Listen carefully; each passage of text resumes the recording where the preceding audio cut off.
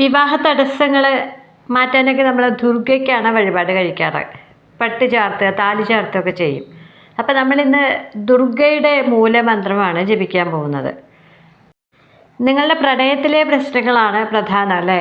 അതെല്ലാം മാറാനും നിങ്ങൾ ഐക്യത്തിലേക്ക് വരാനും നിങ്ങൾക്ക് തന്നെ മാനസികമായിട്ട് ഒരാളിൽ നിന്ന് മാറിപ്പോവാൻ കഴിയുന്നില്ല, ആ നെഗറ്റീവ് ചിന്തയിൽ തന്നെ നിങ്ങൾ കിടക്കുകയാണെങ്കിൽ, നിങ്ങൾക്ക് പറഞ്ഞിട്ടില്ലാത്തൊരു ബന്ധമാണെങ്കിൽ, ഇനി നിങ്ങളുടെ ജീവിത വിജയങ്ങൾ അത് ഏത് കാര്യവുമാവാം, ആരോഗ്യം, ശരീരത്തിൻ്റെ ശക്തി, ഇതെല്ലാം ദുർഗയെ ഭജിച്ചാൽ നമുക്ക് കിട്ടും.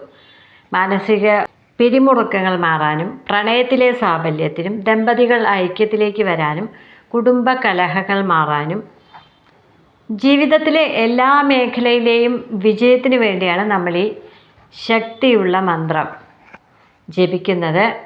അത് മിസ്യൂസ് ചെയ്യാതിരിക്കുക, ശരീരശുദ്ധിയില്ലാതെ ജപിക്കരുത്. ആ മന്ത്രം ഇതാണ്: ഓം ഐം ഹ്രീം ക്ലീം ചാമുണ്ടായി വിച്ചേ. ഇനി ഇതിൻ്റെ അർത്ഥം ഓം എന്ന് പറഞ്ഞാൽ ശിവനാണ്, അല്ലെങ്കിൽ പ്രപഞ്ചമാണ്.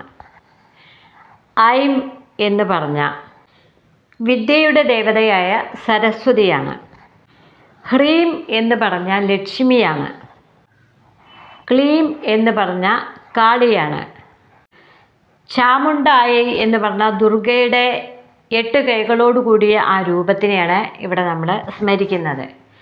ഇനി വിച്ച് എന്ന് പറഞ്ഞാൽ നിങ്ങൾ എന്തൊക്കെ ഉദ്ദേശിക്കുന്നോ ആ എല്ലാ കാര്യത്തിലും ഈ ദേവിമാരും പ്രപഞ്ചവും ശിവനും ദുർഗയും നിങ്ങളെ അനുഗ്രഹിക്കുന്നു, നിങ്ങൾക്ക് വിജയം സംഭവിക്കുന്നു എന്നാണ് ഈ മന്ത്രത്തിൻ്റെ അർത്ഥം. അപ്പോൾ ലക്ഷ്മി, സരസ്വതി, പാർവതി എല്ലാം ചേർന്നത് തന്നെയാണ് ദുർഗ. ഇനി പാർവതി ഉള്ളിടത്ത് ശിവനും ഉണ്ട്. അപ്പോൾ പ്രപഞ്ചത്തിൻ്റെ അനുഗ്രഹം കിട്ടണം എന്ന് മാത്രം വിചാരിക്കുക, കൂടുതലൊന്നും ചിന്തിക്കേണ്ട. അതിനു വേണ്ടിയാണ് നമ്മളിത് പ്രാർത്ഥിച്ചത്. നിങ്ങൾക്ക് സർവ്വകാര്യങ്ങളിലും വിജയം, അത് പ്രണയത്തിലാവാം, ജോലിയിലാവാം, ആരോഗ്യത്തിലാവാം, സമ്പത്തിലാവാം, കുടുംബത്തിലെ ഐശ്വര്യത്തിലാവാം. എന്തിലാണോ നിങ്ങൾക്ക് കുറവ് തോന്നുന്നത് അത് മാറി നിങ്ങൾക്ക് സർവ്വ വിജയമാണ് ഇവിടെ പറയുന്നത്. മന്ത്രങ്ങളെല്ലാം 108 തവണയാണ് ജപിക്കേണ്ടത്.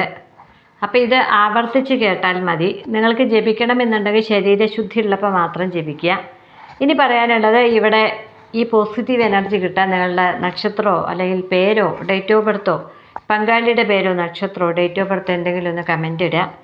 ചാനൽ ഒന്ന് സബ് ചെയ്യാനും മറക്കാതിരിക്കുക. എല്ലാവരും പോസിറ്റീവായിരിക്കുക.